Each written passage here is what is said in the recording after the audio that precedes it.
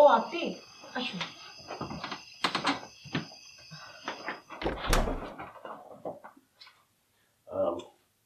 আসলে একটু আঙ্কেলের সাথে দেখা করতে এসেছিলাম, মানে কোথাও নিয়ে যাব না, মানে আপনার এখানে বসেই একটু দেখা করব, কথা বলবো, যদি আপনার পারমিশন থাকে।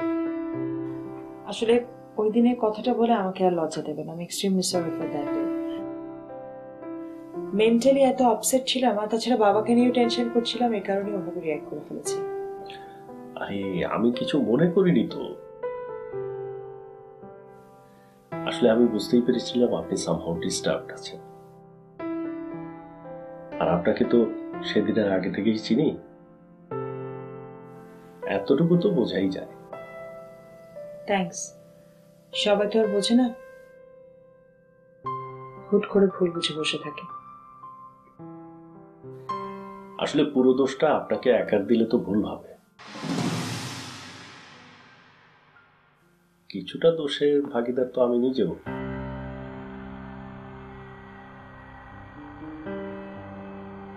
আসলে আমার নিজেরও উচিত হয়নি আপনাকে না জানিয়ে আঙ্কেলকে নিয়ে এরকম বাইরে যাওয়া,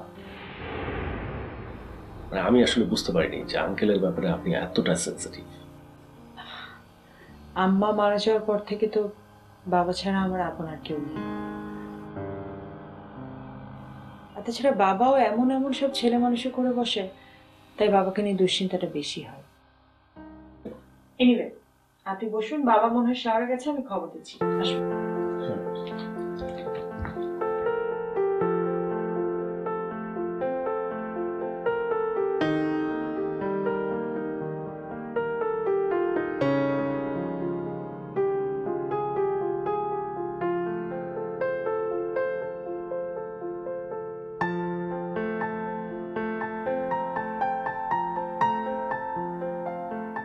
আরে কৌশিক যে, কি অবস্থা? আঙ্কেল, এই যে কেমন কাটলো তোমার বিনিদ্র রজনী? বিনিদ্র রজনী? আরে বিয়ের আগের রাতে ছেলেদের ওই বিনিদ্রই কাটে, এটা কিন্তু আমি আমার অভিজ্ঞতা থেকে বলছি।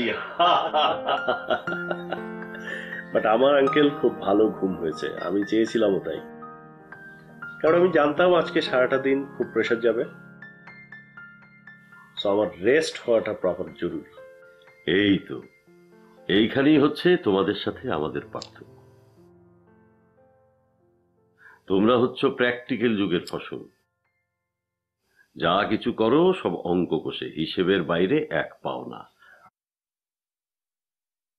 আমরা ছিলাম ইমোশনাল যুগের মানুষ, হিসেব বলে কোনো শব্দই ছিল না আমাদের ডায়েরিতে। আপনার মনটা ভালো হয়েছে দেখে ভালো লাগছে। হ্যাঁ, তা একটু ভালো হয়েছে। তুমি আবার এসে মীরার কাছে বকা টকা খাওনি তো? না না না, উনি তো আসলে ওরকম মানুষ না, আমি জানি তো।